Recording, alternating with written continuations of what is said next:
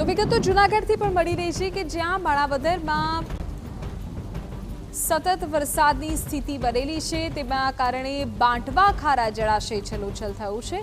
વરસાદને પગલે જળાશય 100% ભરાઈ ગયું છે, જેને લઈ જિલ્લા કલેક્ટર અનિલ રાણાવાસિયાએ ટ્વીટ કર્યું અને આસપાસના ગામના લોકોને સાવચેત રહેવાની સૂચના આપી। ઉપરાંત લોકોને નદીના પટમાં અવરજવર નહીં કરવા પણ સૂચના આપવામાં આવી।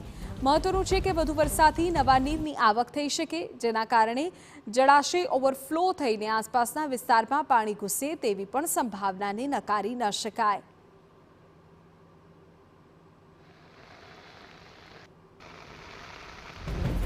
તો જૂનાગઢમાં અતિ ભારે વરસાદ કે જેના કારણે ડેમ પણ ઓવરફ્લો। જિલ્લાના 15 ડેમ અત્યારે ઓવરફ્લો હોવાની વિગત છે। હજુ પણ જૂનાગઢમાં ભારેથી અતિ ભારે વરસાદની શક્યતા છે।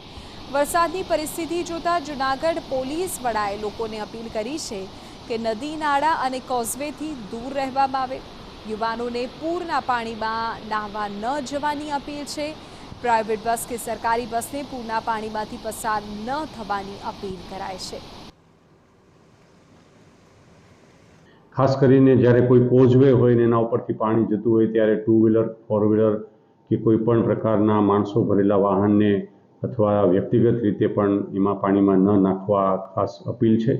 કેટલીક વાર એસટીના ડ્રાઈવર જો એમને ના પાડતા હોય તો એવા વખતે પેસેન્જર પણ એમની સાથે બોલાચાલી કરીને ઉતાવળ કરીને એમાં પાણીમાં નાખવા માટે પ્રેરતા હોય છે, તો આવું ન કરવા પણ વિનંતી છે।